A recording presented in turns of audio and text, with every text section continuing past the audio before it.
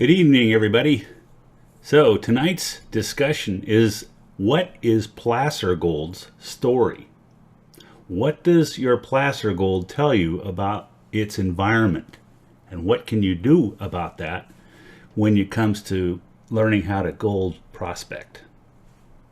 So this is Prospector Jess, huntingforgold.com, and I'm here to bring another tale of how you can find more gold. So let's take a look. So tonight we're going to be dealing with placer gold and how it fits together with the rest of the puzzle we've been telling about storms and water flow and all that good stuff. The idea is that you should be able to tell from any kind of gold that you're finding. Now this is not placer. This is a piece of lode gold in ore form. It's actually chalcopyrite that's heavy in gold concentrate. The rock itself is very heavy, so it's something to be aware of.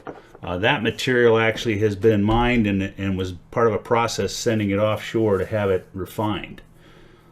What we're talking about tonight, though, is placer nuggets and placer gold, and specifically about the forms and shapes it takes and what those forms and shapes tell you about the history of that particular gold nugget. So let's take a look. So looking at this picture right here, you'll see on this are some pretty gray objects, and they look kind of bland. These are actually platinum ore. If you're looking for gold, you may as well look for platinum, osmium, iridium. Okay, so what we're seeing here are several chunky pieces of platinum nuggets that were brought out from a placer deposit. And the person asked me this question, and that was, what can you tell me about what these tell? Well, one of the first things that I look at is I see the quality of the material and kind of what it's telling me about the environment that these were put down in. And one of the things that you can see right off the bat is they're quite angular. They're not bent over, they're not curled. That means either, that means several things. One, they're alloyed pretty intensely with other materials, so they may be more brittle than typical for any kind of ore product. That's true of gold as well as platinum. When it gets alloyed with a lot of material that's more brittle, this is copper and sulfur and other atoms that get kind of alloyed into a mineral called chalcopyrite. Well, that leads to kind of a brittleness that might make you overlook that for gold as a prospect, or platinum, if you will. But the other thing that catches my attention about these is their angular nature.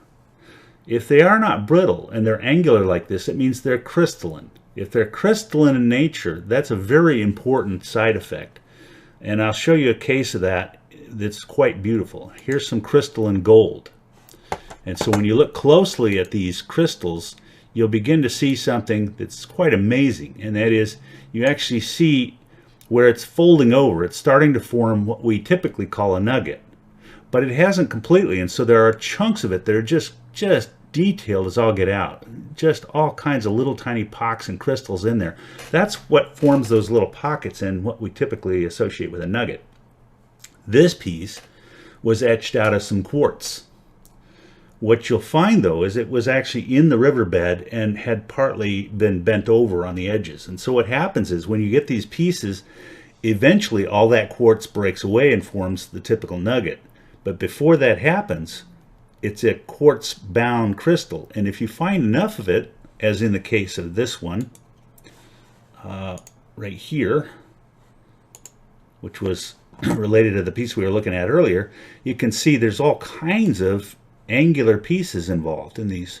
And they're quite, small pieces, but the angularity and the crystalline nature of them makes me think, oh, there's likely a lode nearby. That's the story it's telling. And so what happens is, your brain should go into gear at that point, and as you prospect upstream, upriver, when the prospect cuts out and you stop seeing this material, go off on a 90 degree tangent where this cut off.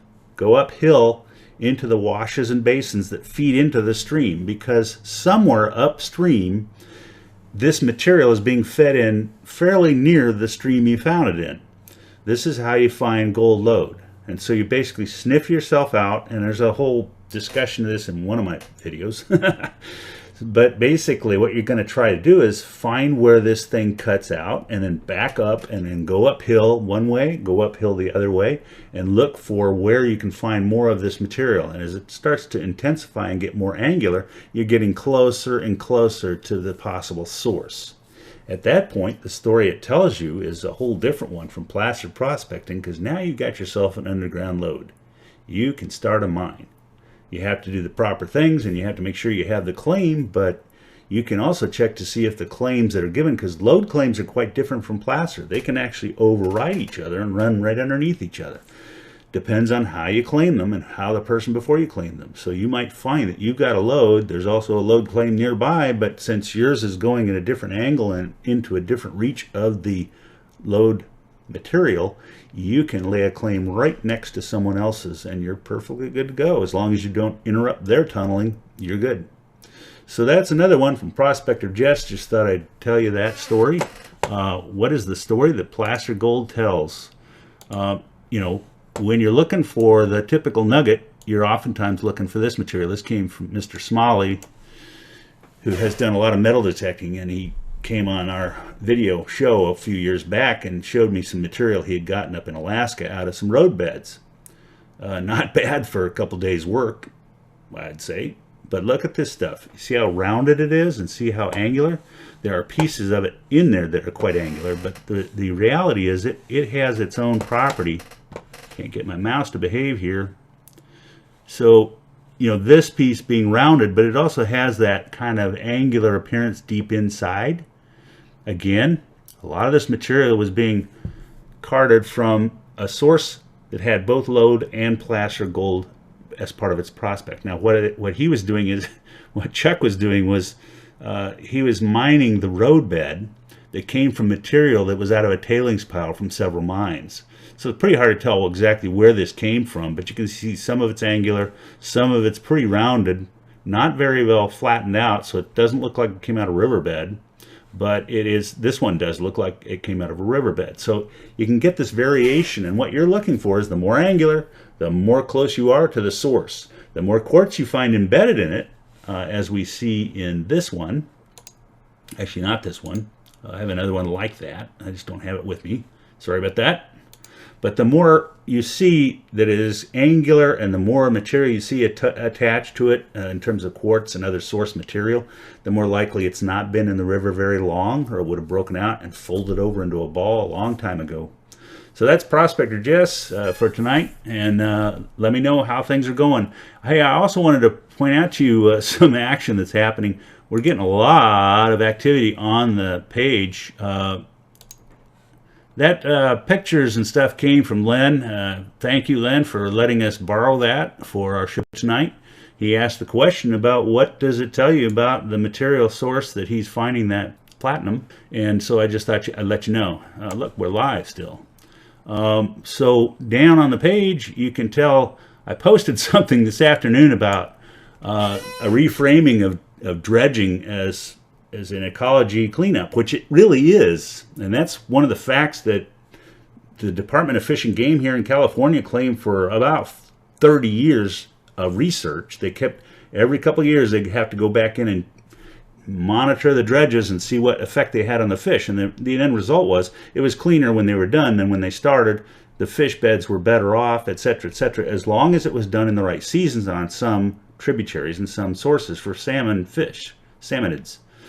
But the fact is, that didn't matter to the politicians. So I posted this thing which talks about funding a project for cleanup using dredges. That's what they use for cleanup. Here in California, there are researchers who are doing this for millions of dollars.